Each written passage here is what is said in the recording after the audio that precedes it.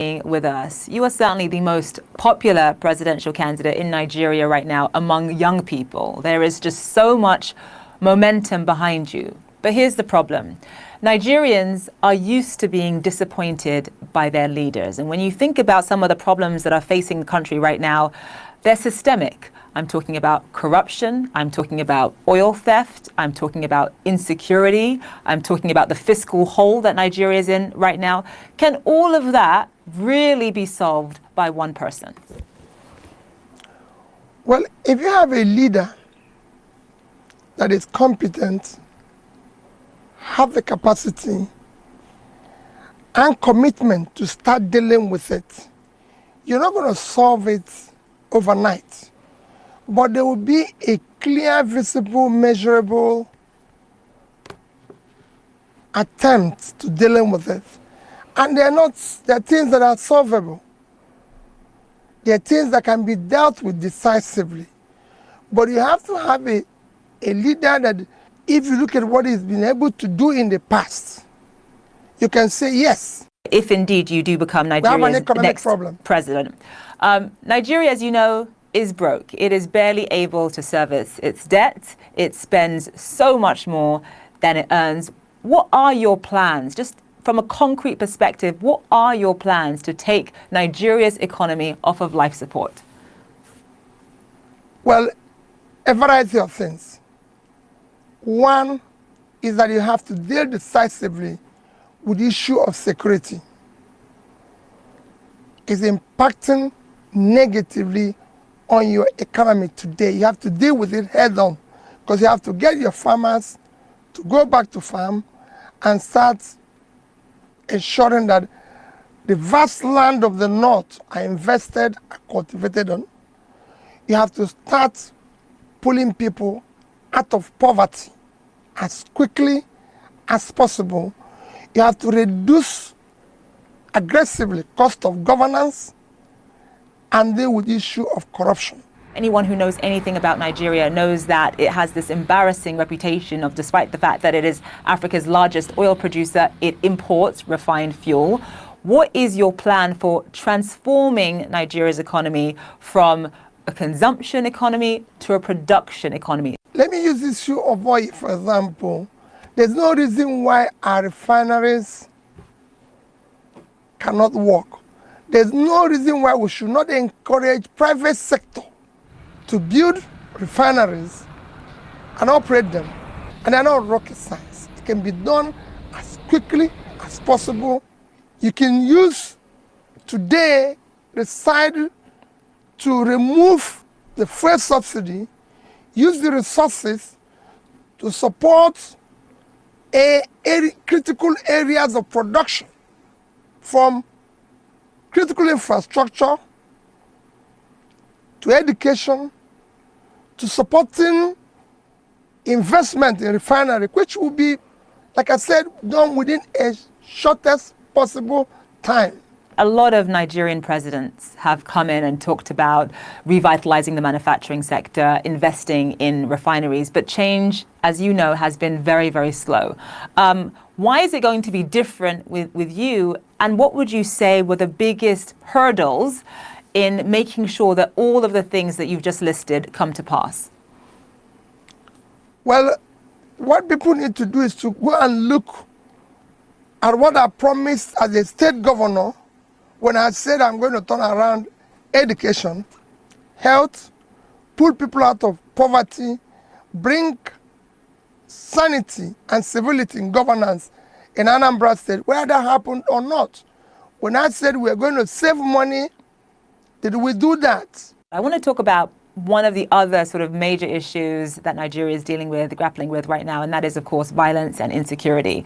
You can barely travel from one part of Nigeria to another without fearing for your life. And I'm talking about kidnapping, I'm talking about banditry, I'm talking about terrorism, I'm talking about Boko Haram. What is your plan for that?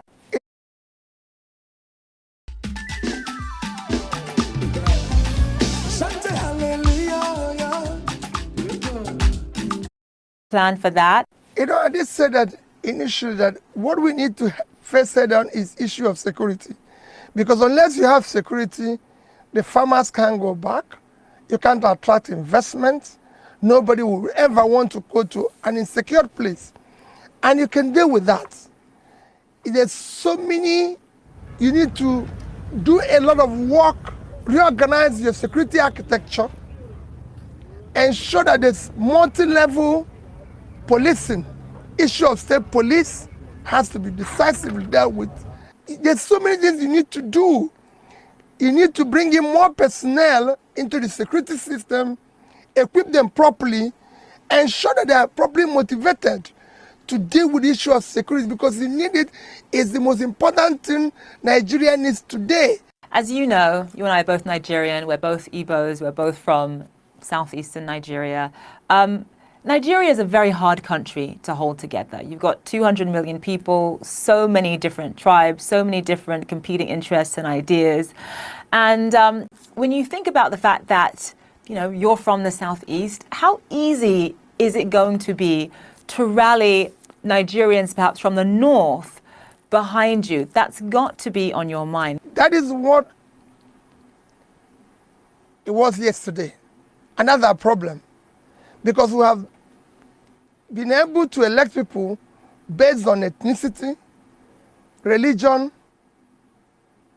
my turn, connection, or one form of bias or the other, which brought us to where we are, or structure, which I always say structure of criminality. That is what we want to dismantle now and ensure that the next election is based on character, capacity, competence, commitment to do the right thing.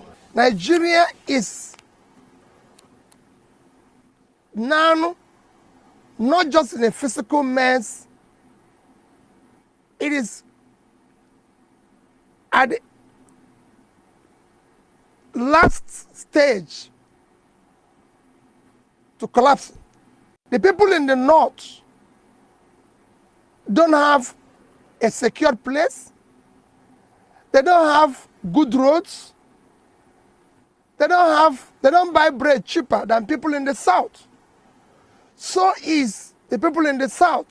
So all you hear about ethnicity, religion, connection, my turn, is elite conspiracy to keep Nigeria underdeveloped. But now we've reached the edge. We can no longer continue this way. Mr. Obi, thank you so much for joining us on the program. Thank you for having me. Thank you. He's a wealthy businessman with a penny-pinching reputation, and he's shaking up the Nigerian electorate as he takes on two political heavyweights ahead of the country's presidential elections. You have nothing to fear. Young people in the country say they are desperate for good governance amid concerns about high inflation, a depreciated local currency, and kidnapping for ransom by bandits. And 61-year-old Peter Obi appears to be a messiah of sorts for this generation, aged 24 and below, who make up around 32% of the population, according to the United Nations Population Fund.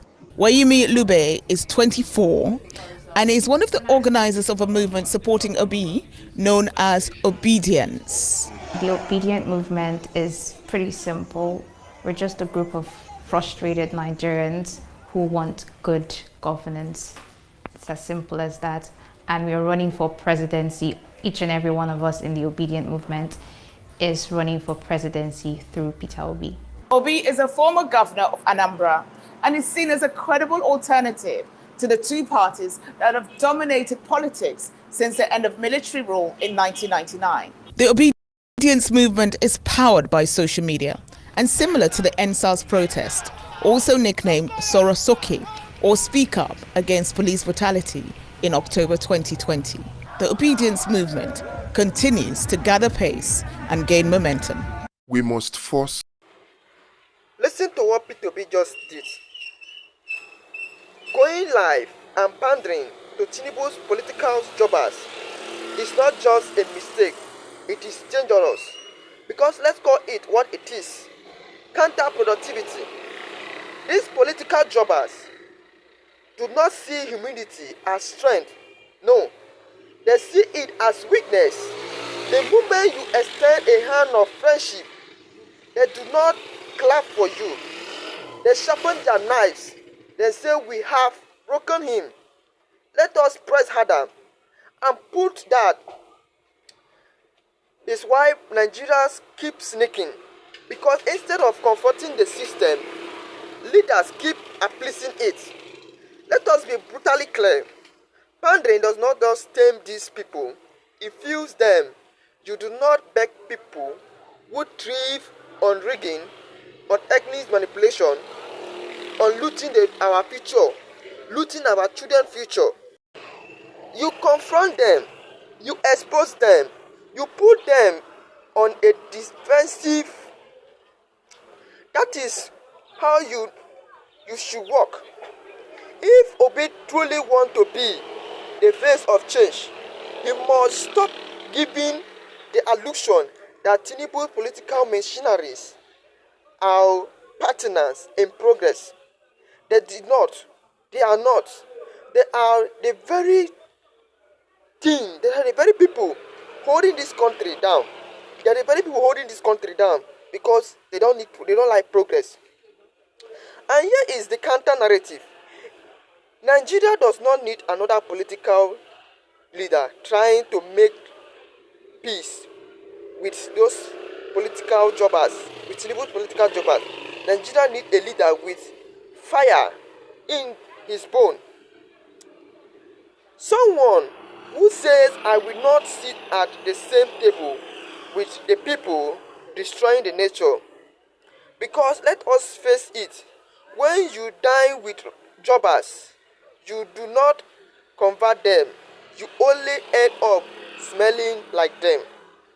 And Nigeria cannot afford that smell again. Not in 2027, and not forever, and not ever. We are tired. We want to put an end of this. Please subscribe and share your thought in the comment section.